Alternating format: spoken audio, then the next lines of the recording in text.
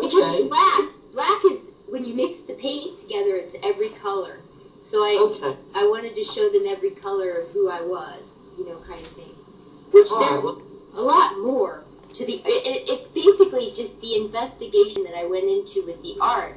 But holy crap, there's so much more. There's just so much more. I'd need like a week of, I have to write it down. I just have to write it down. Yeah, well, it's good that you wrote, because I'm looking for a publisher. I've had a book written and finished for about 2 years, and I've just been procrastinating because I'm old-fashioned. I don't want to self-publish and all that stuff. I want to do it the old-fashioned way with an editor and a publisher and an agent and all that stuff, but I might be just a dinosaur. I'm glad you wrote it. And is that the only book you've written? That is the only book I've written so far. I have some in my computer that I started, but I haven't finished them yet. I have a lot of writing, but do you have a blog, or where is your online presence most of all? Well, I have a website. That's www.cblackstudios.com. C-Black? C. So what? C is in Colleen. Oh, C for Colleen. Yeah, C Black Studios, STUDIOS. Yeah, and is that .com? Yeah. Okay, that's great. And then you're on Facebook as well. Do you use Facebook a lot? I do. I post a lot of my, I post updates there. Yeah, I use it. I have a website, but I never attend to it. I use Facebook all the time, and so it scares me sometimes if something goes missing, like if something is not there, like photographs or whatever. It's like, I backed it up, but not so much. Oh, yeah, and then recently, since I've been so broke, I almost lost my, I lost a couple of different accounts, and so I had to kind of, I finagle my way around it. Yeah, so I'm not going to let you skip over that either, but they seem to, we normally get interrupted at 8 o'clock for an advertisement break. So if we've missed some of this, it's okay, we'll gather it up again. We'll just wait for Christine to reappear. But before we get onto the good stuff, because I know there's loads of good stuff, I saw it on your page and I got inspired.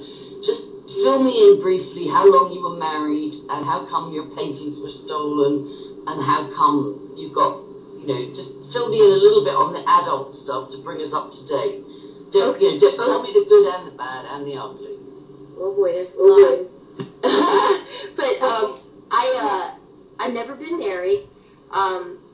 Let's see here. I got into the art business. I mean, I've been in the art business all my life. My very first boyfriend was an ice carver and a chef. And so we used to travel the world together and do ice sculpture together.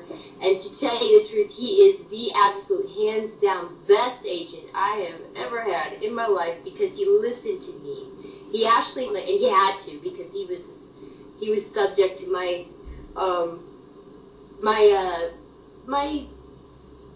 I'm gonna do this my way. What do you call that? Stubborn?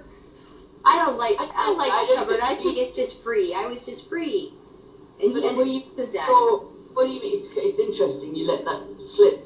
In Ireland we have a saying that she wore the trousers. I don't know if he would call it me wearing the trousers because he wanted to control me a lot. That's I think why he would get real frustrated with me because he couldn't control me. Okay. So you stayed free and he had to deal with it. So you'd be like, okay, I'm free. No, not really. I got lost in it because I felt like there was something wrong with me, and so I kind of curled into myself and I drank over it. I didn't know what to do. I was scared, confused, he would tell me one thing and then he was doing another, and I could feel all the stuff that he was doing to me, but I just denied it, because we deny those feelings. So I knew that he was doing things behind my back, and I couldn't say anything because I didn't have proof. I did, but I couldn't, it was just this feeling, and I didn't trust my feelings because I didn't know what they were. So, yeah, so I just thought that I was crazy, and I would go inside myself, and I just drank and drank and drank and drank. And, you know, this just drove him further away, the drinking thing, because I would lie to him, and we just drove each other apart. So it was a mutual driving away of souls from each other that we just participated in. And it's funny that to turn it around and look at it now, because we're really great friends now, and I love his wife now, and she takes great care of my daughter. And it's a really, and is he the father? He's the father of both your daughters, or just your older girl? just my older girl. Okay, well, it's great that she's happy. She's nurtured and she's happy. She's very happy. Yeah, she's just a ball of energy, really. And how long did you drink in a way that was hurting you? Oh man, let's see here. I drank on and off probably for 15, 20 years. 15 years? Wow. 15 years, Wow. I would say. Okay. And then how did you? What happened next?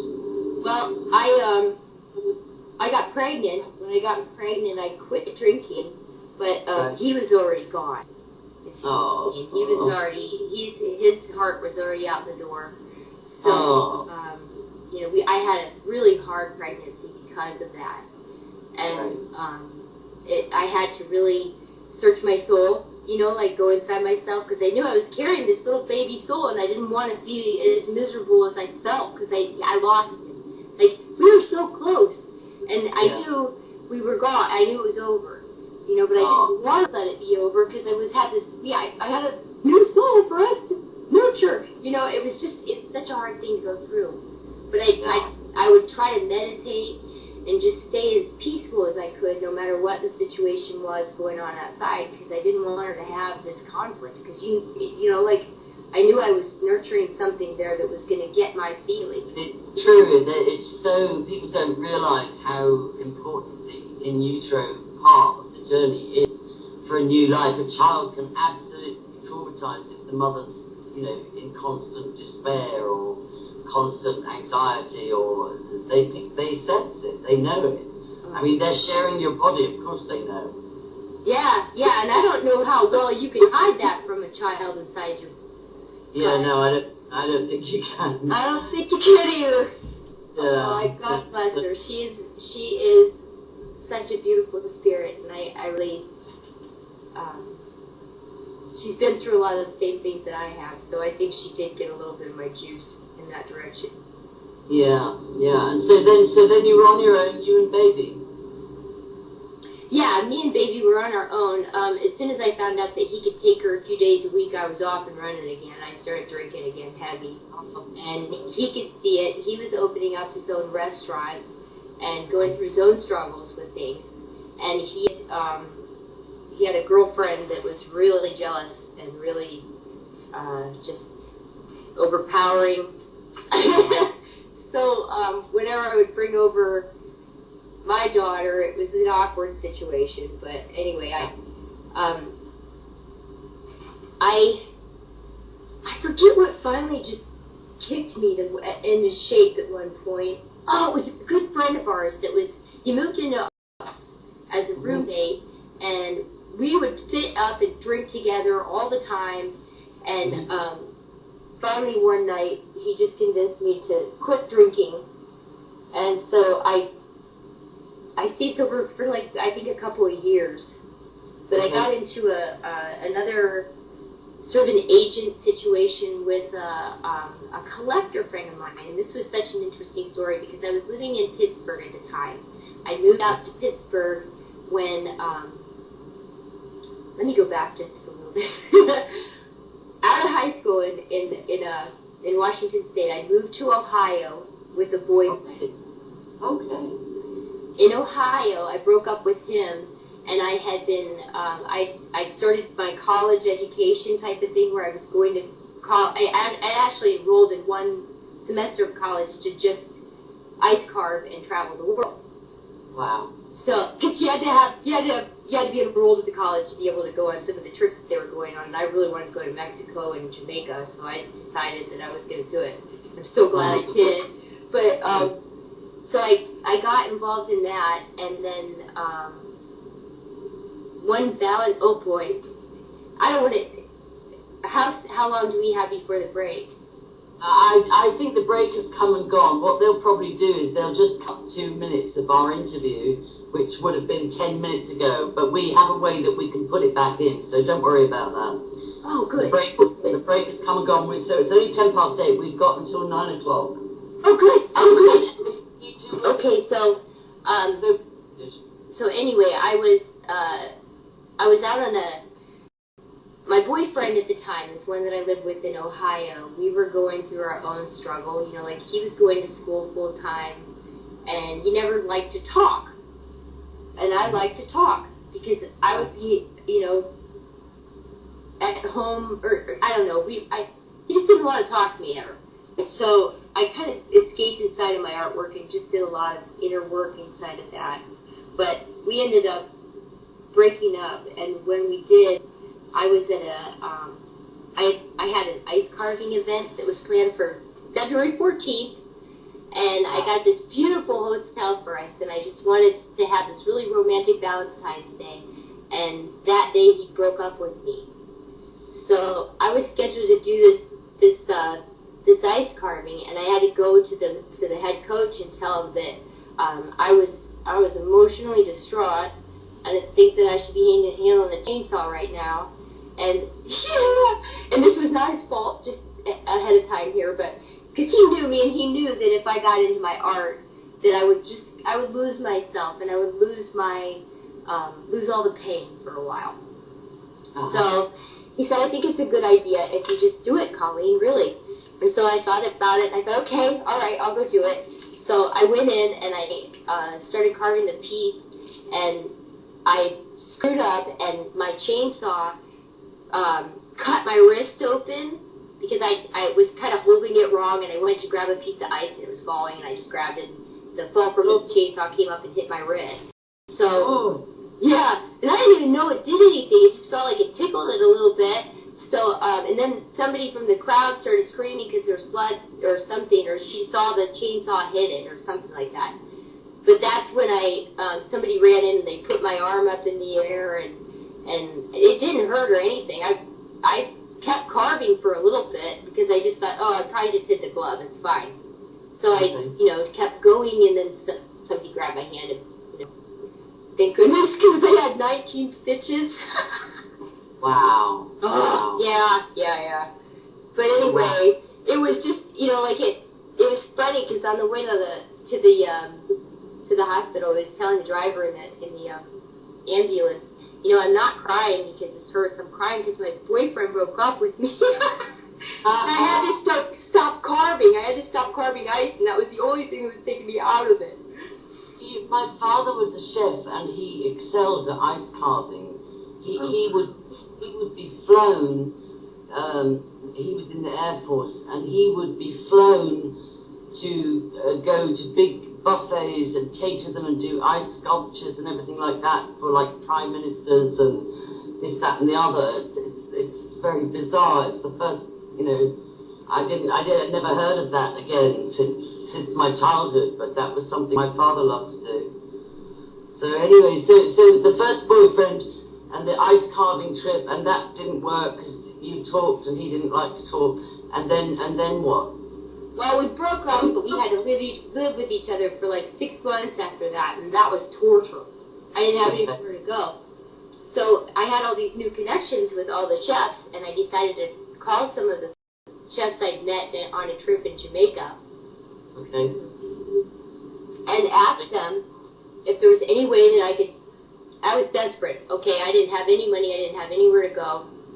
So I just called them up and said, I'll come down there, I'll do whatever you want. I'll carve ice, because I can sculpt chocolate too, so I just said, I'll sculpt chocolate, I'll teach, I'll do whatever you want. I just need to get out of here. So He set me up on and this was fantastic. He set me up on a 2-month island tour where I was just going from one resort to the next, all the way around the island of Jamaica. Wow. And I would just teach. I would wake up I would get drunk all night long, and this was terrible. I mean, I wish I would have conducted myself much better. And I apologize to the resorts for any bad behavior. And how old were you at this time? I was 24, 25, I think. Okay, so this was before you met your partner that you had your first child with? I actually met him in Jamaica, and he was at the last resort. Wow, ha ha ha. Wow. And, yeah, the last resort was, what was it, Grand Lido? I think that we were staying at. But he was doing the ice carvings, and I was doing tallow. And he swept me off his feet, because his family is crazy. They are so much fun. They just do whatever they're just free people. Just beautiful people. I love the Cantine family. Hugs and kisses to the, yeah.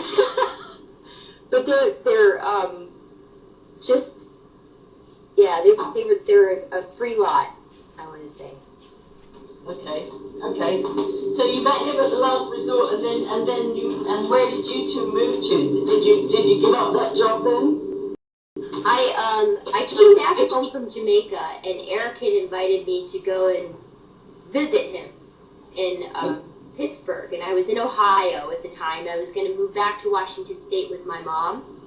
Okay. I'd actually sent all my stuff out to Washington State, which she, oh, poor woman, I put her through so much. But anyway, I stayed with him. I called her up and I said, I met the man of my dreams, and I stayed in Pittsburgh with him. I went to Pittsburgh and got a studio at a place called the Brew House in Pittsburgh, and it's an old brewery that they converted into Artist Loft. So I had no walls there. It was awesome. I had Tarzan Vine in there. If I could have, in fact, if I ever get to build my own house, I want slides. I want giant slides in there, just right out of the bed, just get in the slide and go right down into a hot tub. Boom. You wouldn't even have to take a shower. You just hop right into the hot tub and out of there in a day. Yeah.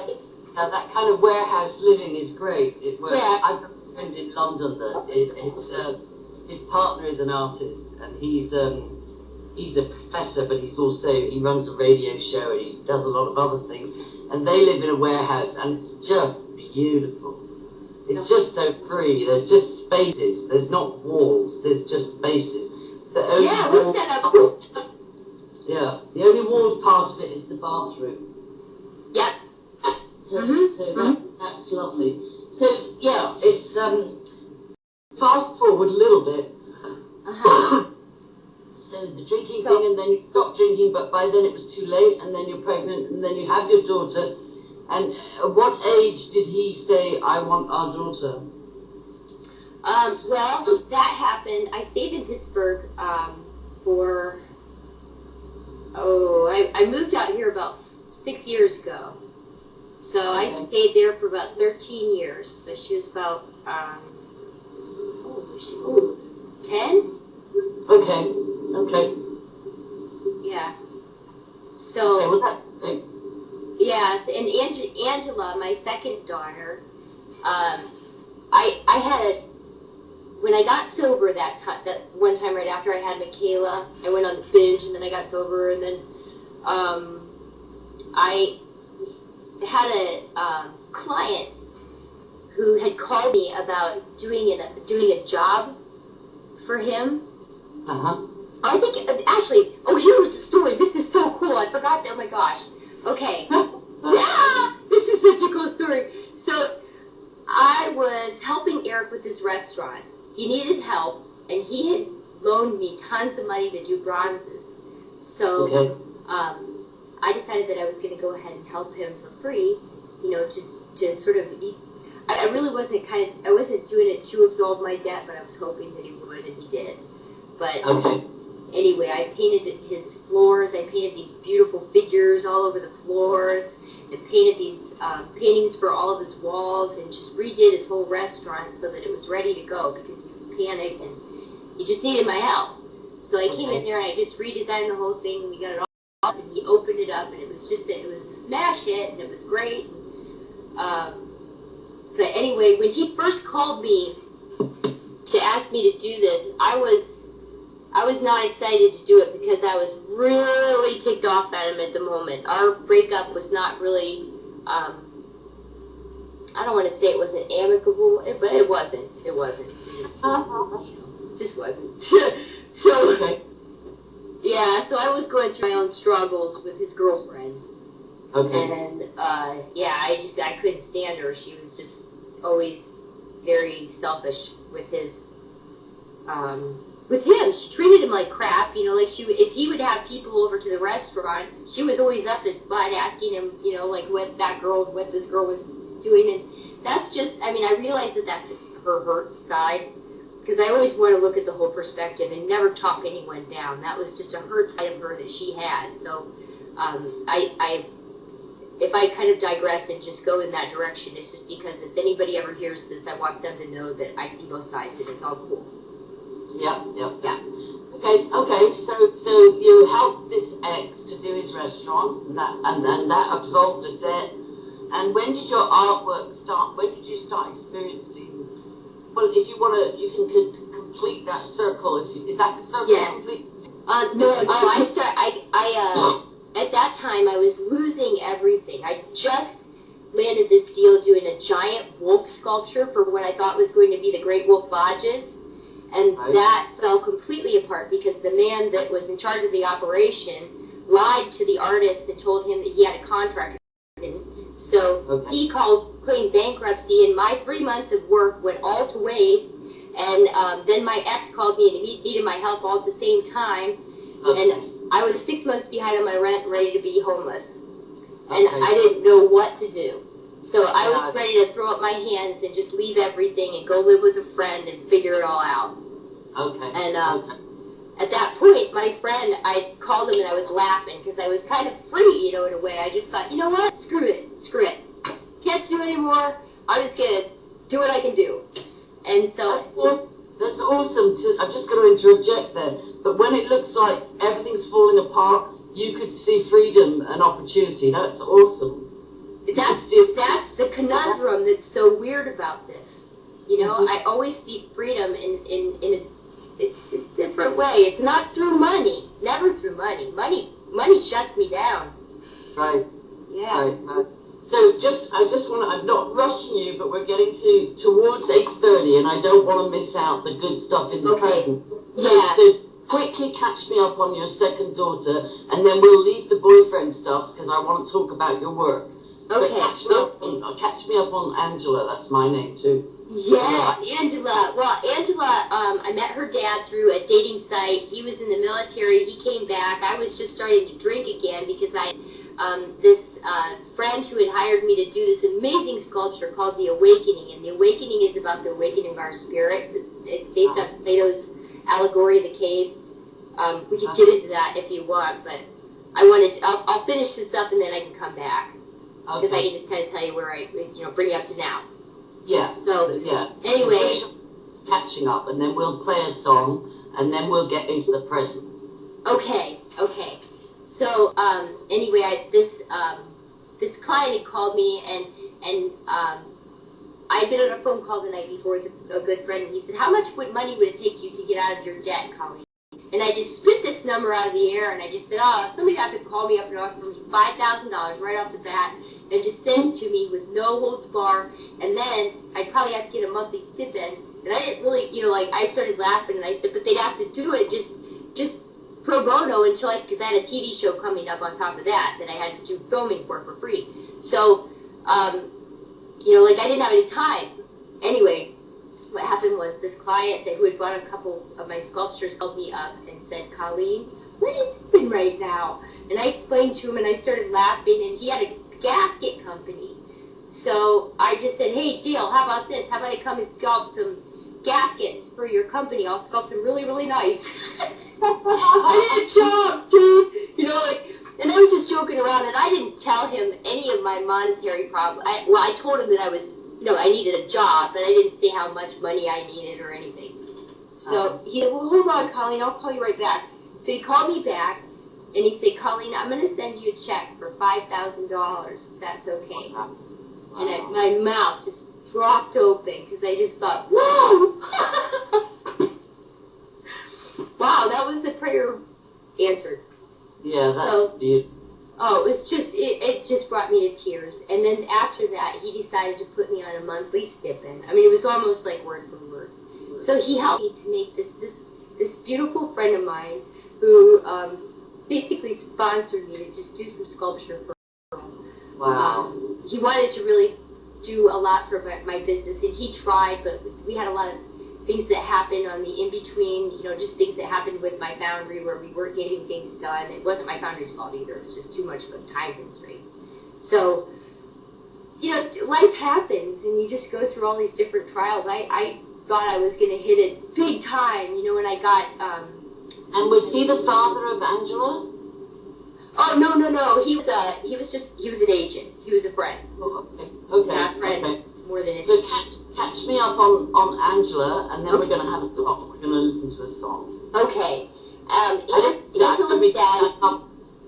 Angela's dad was the military guy, and after I'd finished that job doing the sculpture, I kind of got into another drinking binge. Met Angela's dad, and we were both drinkers, big heavy drinkers, so it was just a little downward spiral. Right.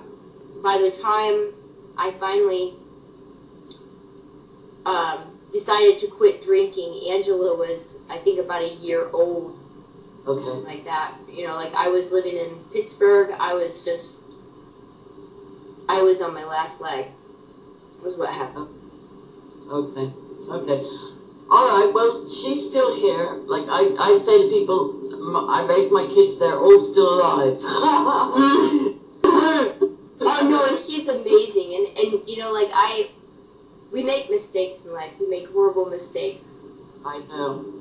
I'm really, nothing's wrong. Everything turned out okay. But, yeah, it's just it has consequences, and I've apologized to my kids for my shortcomings. I've said to them, I wish I could have done some things differently. I managed to quit drinking during pregnancy, and I didn't always abuse alcohol. I've always smoked cigarettes, has been my biggest addiction. But I even quit the cigarettes in 2 of my pregnancies, and with the last one I just smoked maybe 5 a day, which is not good. None of it's good. But I have said to the kids, I wish I'd had the happy marriage, the picket fence, the apple pie, the stability. I wish I could have given you everything. Of course we do. Nobody chooses to be a single parent. Nobody chooses to be wounded, and nobody chooses to wrestle with addictions of any kind, whether it's cigarettes or alcohol or drugs or whatever it is. But look, it's 8:30. I'm hoping we haven't lost the connection with the radio show, but if we have, I've still recorded, so I'm going to be like you. I'm going to be optimistic and everything's fine. I'm going to play a song, and then what I might do after the song is I might just make sure that we're still online and reconnect with Christine. But so this is a song by a girl called Heather Clark, wonderful, amazing woman. And the reason I wanted to play it, it's not the best studio ready recording, but it was a turning point for me in 2000, maybe 8 or 9. And it was the first time in my life, even though I'd had like 3 engagements, 11 proposals of marriage, lots of adventures, amazing, all around the world stuff, but it was the first time I really, really felt unconditionally loved. It's like I actually saw the face of Jesus for 10 minutes. I wanted to die. And I actually was giving up. It was almost like, I was giving up. I wasn't, I'm a bit of a coward, so I wasn't my wrists or anything, but I knew that my spirit had had enough, and this was playing, and the face of Jesus appeared for 10 minutes, and he would not leave me till I got it, that I was loved. So I'm just going to play this song, and then we'll regroup, and we'll go right up to the present. Okay.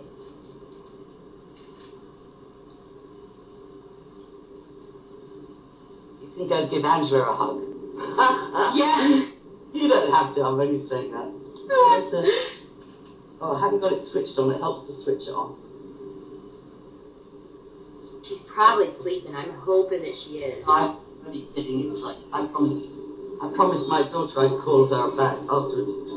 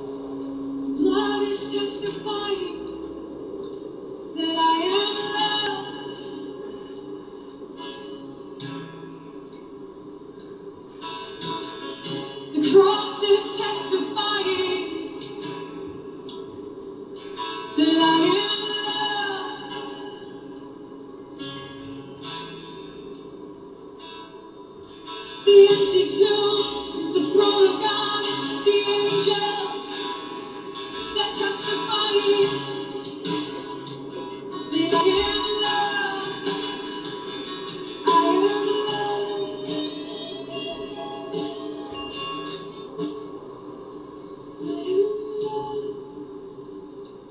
No, I'm wanted.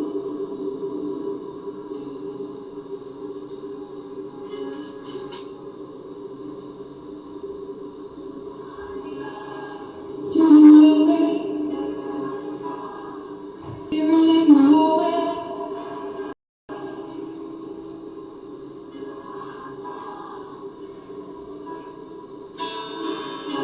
Sing out in the face of every lie.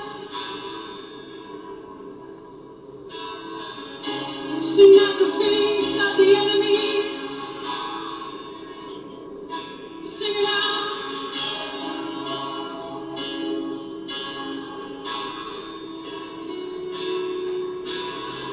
What can separate you from his love?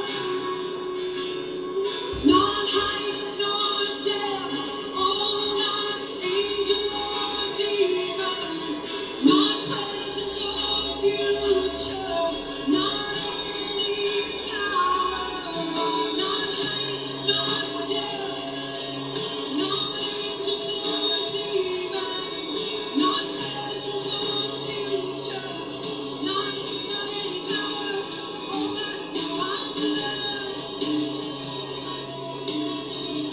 Come on, break through, break through, break through,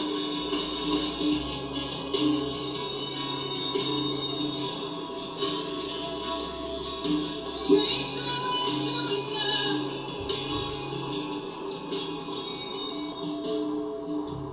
Triggered every deception. Tried every deception.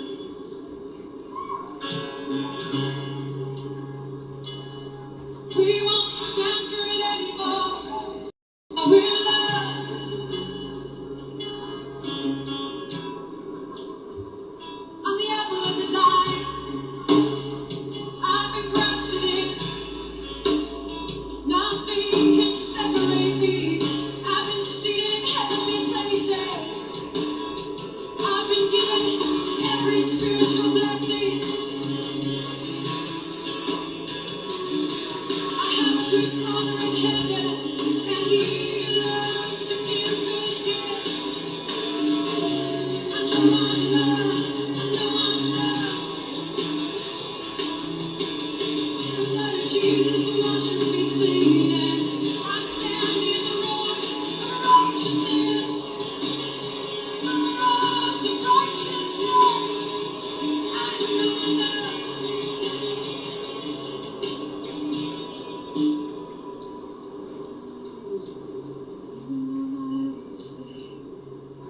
Even when I fall, I know I'm loved.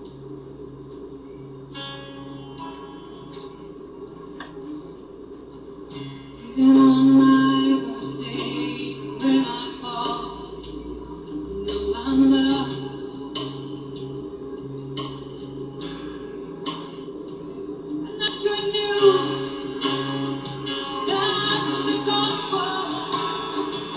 That's good news. Gospel of grace. Gospel of grace. That's good news.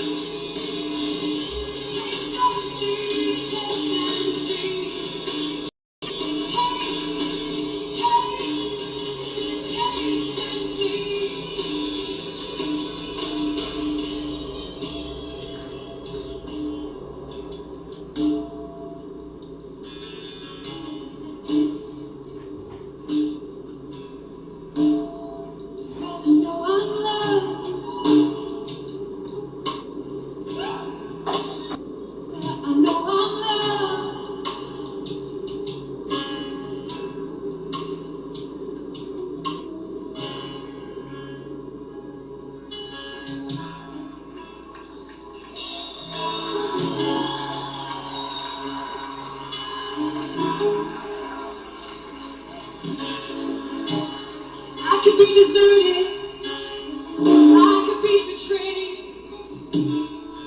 I could be stabbed in the back by everyone on this earth, but I know I'm loved. I know I'm wanted. I know I'm loved. I know I'm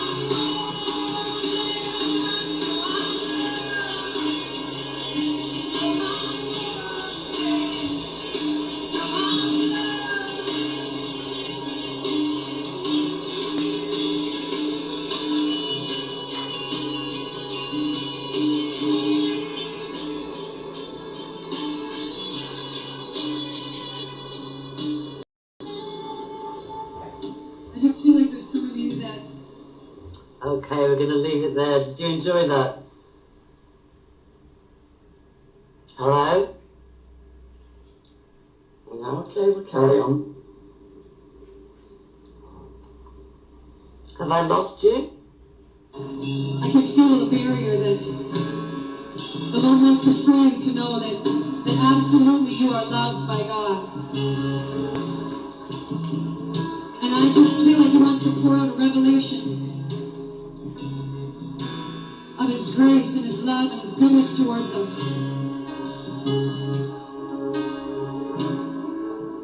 So if you need a revelation of the love of God and you can just feel that you know that you hear the words but you don't know, you know what I mean? That kind of know. Where you are convinced. I am convinced that neither height nor depth, nor angel nor demon, not present or future, not any power, not life, not death, that nothing can separate me from the love of God. And if you need a revelation of His love, I just want you to lift up your hands before the Lord.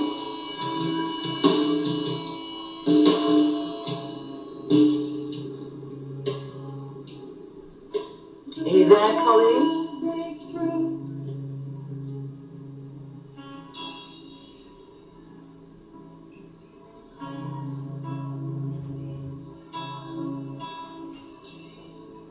We can't go on any longer without Hello?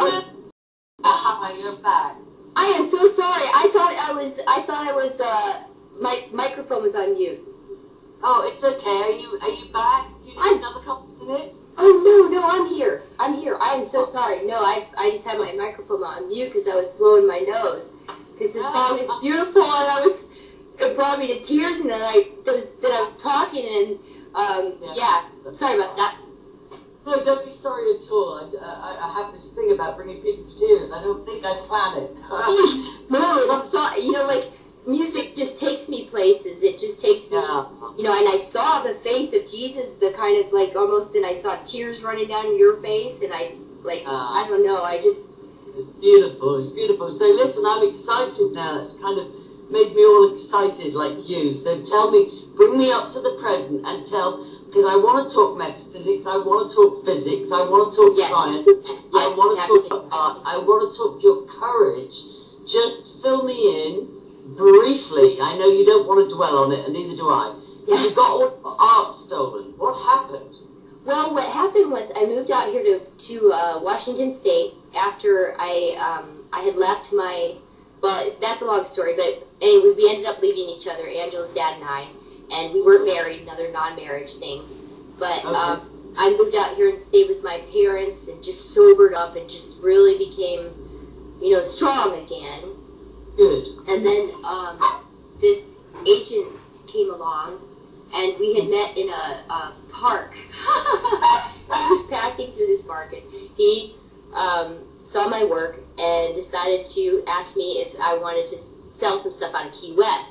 Well, of course, I want to go to Key West, so I called him back, and long story short, I signed a contract with him. When I signed the contract, it was strange because I had a feeling, but my family was they had just helped me out of an incredible debt. Like, they paid for all my sculpture to get out of Hawk.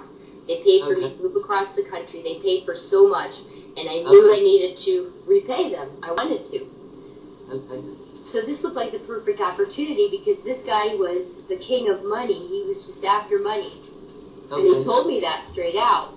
And my work has always been, I want people to look at my art and see the story behind it because there's so much more to the story. So much more. And I try to put that across to people, and people told me, oh, you can't do that because art's just supposed to be what people want it to be. And of course, this is true. I love hearing the stories of what people tell me about my art because it's their side. It's all a beautiful part of the mix. It doesn't matter who's selling it.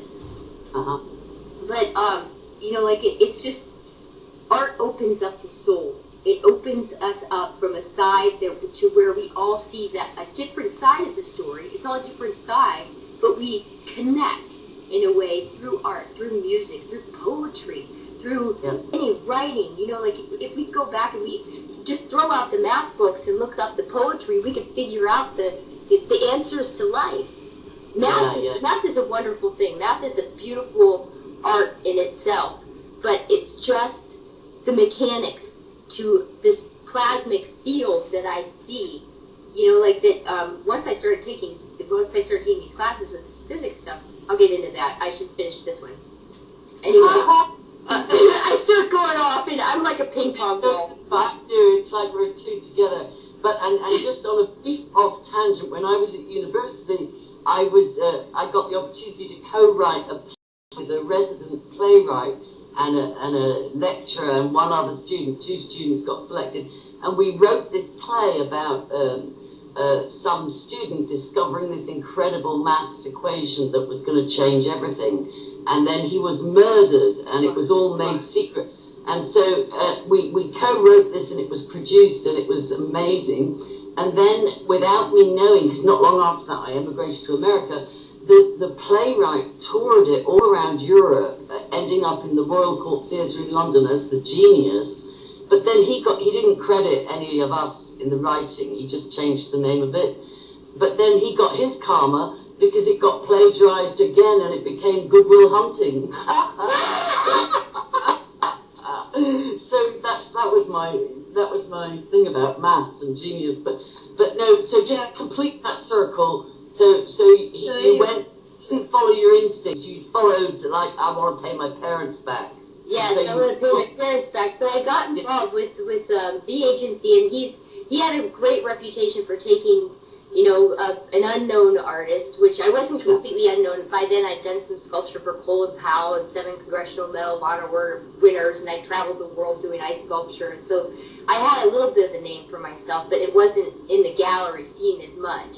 Okay. So he had a knack for getting people into the gallery scene, and it was, you know, like it was primal. It was primal. I just want to say it that way.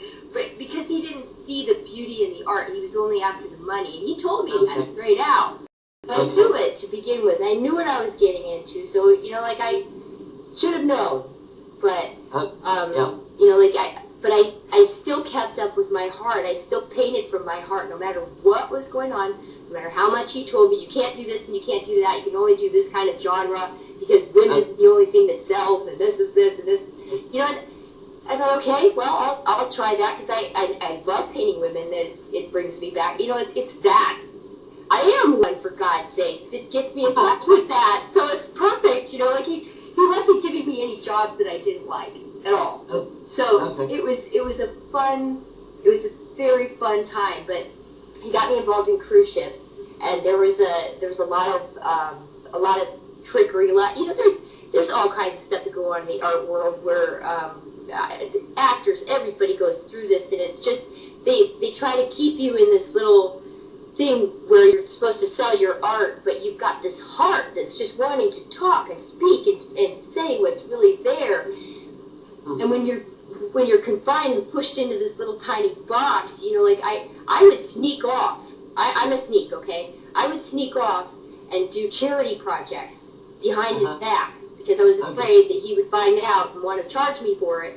So I don't think he ever would have, but I was just, you know, like I needed that side of me. That side of me is huge. I can't let go of that. You know, like that's just a part of me that I have to do this. So, but no one's really ever understood that fully of that's, and I get it. I know you get it. When you give something away with your heart, like if I find a painting and I think of someone and I go, oh, that's so perfect, I'm just going to send it. It's just going to be so much fun to do. And like these sculptures that I have coming up that I want to put all over in the environment that will help clean our oceans, clean our waters, heal people on an exponential level. That's the technology that we have available to us right now. Basically, like a lot of big bands and musicians, and you got ripped off. You just got ripped off. Yeah, I got ripped off. He got me involved with one of the cruise companies that was it was one of the in between, like the warehouse department. Started embezzling the art, and they embezzled everyone's art. They embezzled mine and a whole bunch of other artists, and it got caught up in the legal system, and it's still caught up in the legal system, to my knowledge. Oh, so you were back to zero. Back to zero, and when that happened, it was just, I was going through a bit of a downward spiral, to begin with, because I had found out that he just wasn't, I'd written this book, and I thought that if he read the book, he would understand that I'm a little different of an artist, but he just kind of poo-pooed me the whole time, like, I don't really care what your art's going to say, I just want to sell it, which is, that's his job, that's what he does. So, I realized I was in the wrong frickin' place, wrong place. Getting boxed in again. Well, he actually let me go because of all the artwork that was stolen. He didn't have anything to sell, and I think he may have realized that our mix was not good. And are you clear? I don't want to start a conspiracy, but it wasn't an inside job. You don't think he participated in any of that? No, I don't get that at all. He was actually instrumental in getting a lot of the artwork back for the artist. He's a crazy nut job. I mean, he's absolutely wonderful, and I adore him. He's the best writer. He's just a great guy. But he's got a one-track mind with that, and that's okay. That's just his thing. But I am not here to do art that way. I just can't. Yeah. Okay. So then, it was almost, I hate to say it, but like a blessing in disguise, you got set free again? Yeah, it was, but at first I didn't take it like that. I drank again. Just went back to that stamp bottle. Excuse my language, I didn't mean to cuss out. Anyway, it just, so I flipped, I went back there, and this time I just didn't know how to get out. I started looking, because I started to get some visions back. I got these weird dreams, of these electronic Jesuses coming out of nowhere and telling me that I was going to be left behind, and like these weird giant wave dreams, and all these things were happening. And I started looking them up online, and I started figuring out that what was going on in the world. And when I started to figure that out, I just, like, you want to do something, right? You see all this stuff that's going on, and I just wanted to do something, and I didn't know how. Right. So I had gone to my family and said that I wanted to give all my art away for free, hoping that would inspire people, like it has, but they didn't know that it would work because they completely shut me down. God bless their hearts. They didn't think that I was sane. Were they still hoping to get repaid all the money they'd invested in you? Oh, I hope that they do. I hope they can sell the art, because I'll give them everything that they want, like I would, because they're wonderful. They've helped me through everything, but I've got to be free. So it was your epiphany, and I totally got it. Listening, it's like, if somebody steals from you, when you process that, it's not stealing if you let it go. Yes. I heard a wonderful story about somebody that got a camera, very expensive video camera stolen. Well, I had one stolen last summer. I had a targeted robbery. But instead of, raging, he just prayed a prayer that whoever had it, it would, it would just burn in their soul. Not like a curse. He didn't put a curse on them. He just prayed a blessing and released it. And within about 10 minutes, he went in a junk shop in San Francisco, and he found a better one for $15. So I know, and it took his whole work to a whole new level. But the lesson I learned, I don't learn it quickly. I forget it. But that lesson of, you know what, I'm back in the driving seat because you're not stealing from me now. I'm giving things away. And I've got the power and the love and the will and the choice and the freedom to do that. And that changes everything. It does. It does. So talk to me. We may need to revisit this. This is the first time I've done Chris's show like this for her. But we may need to do a part 2. That's fine. Yeah, I want to know. I'm excited. Your work is stunning. Your stand about I'm not trading money anymore is amazing. But I want to know about these copper pens and what you're most passionate about right now. Your physics. We've missed out all the metaphysics, and we've got 5 minutes left. So I'm going to give it to you for 5 minutes. I think I can. I'm going to try because a lot of this information. And I don't want you to panic because the great thing about Chris is she does part 2. This, it's not a one-off. We've done 2 hours. It's been an absolute joy.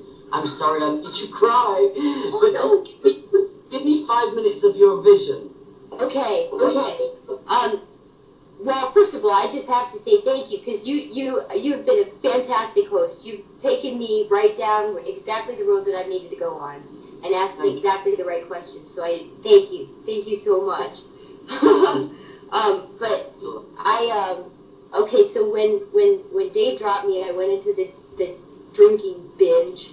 No. I don't want any more bad stuff. We can revisit that. I want to know about the copper pens. And I want to know about your joy. Where's your passion right now? Okay, so I found the Cash organization, which is KESHE Foundation.org, if you want to look this up. And they were making free energy machines. I'd also found another website called Ubuntu out of Africa. I've heard of that. Oh, they sound wonderful. I looked them up, and that was my first inspiration to just give everything away. Was the Ubuntu thing, but then I found Cash, and I started to look into the physics that he was using with the copper wires, and basically it's what you're doing is you're lifting the particles of the copper off of the copper wire through a nanocoating process, which is a process by fire or caustic. Caustic's like Drano. Yeah, so you lift that off of the copper itself, which causes to be in a perfect order, to where it's not all squished together, like copper's all squished together, the particles get released and set free. Which is where we're at right now. So, that's why I gel with this copper. I gel with it because we're both being set free. But it's set free, and then the energy gets a direct current. So you're using all of the energy. Not only does the energy get a direct current, but it collects what it needs from the atmosphere, and then takes what doesn't need to be there out. So it cleanses our bodies, it cleanses the atmosphere, it cleanses everything around it. And it was sent by the Creator himself. I can definitely say that. I got so excited. I want to close. We've got I don't know if the bird song was just as if it was orchestrated. I want to close in prayer. I want to pray that the only way is up, and that the cycle of keep sabotaging or crashing and burning and having to come out up again, I pray that be gone, and that it be joy increasing and multiplying for us all, for Chris as well in her parenting, and for my daughter and your daughter, and just all our loved ones. Thank you. It's been an absolute pleasure, and I'm sure we'll have you back when Chris has not been locked in a park. Oh, yes. Thank you so much, Angie. You are wonderful. I'm so happy to meet you. So are you. God bless, and thank you so much. Okay. Bye-bye. I'm going to post all your links, your website, your Facebook link. I'm going to have all those posted under this. It'll be a few days before it's out on YouTube, but people will be able to contact me or Chris or you, and the websites, and all of that will be attached. Thank you. God bless, Colleen. Love you. Oh, love you too. Bye. Bye-bye. Bye.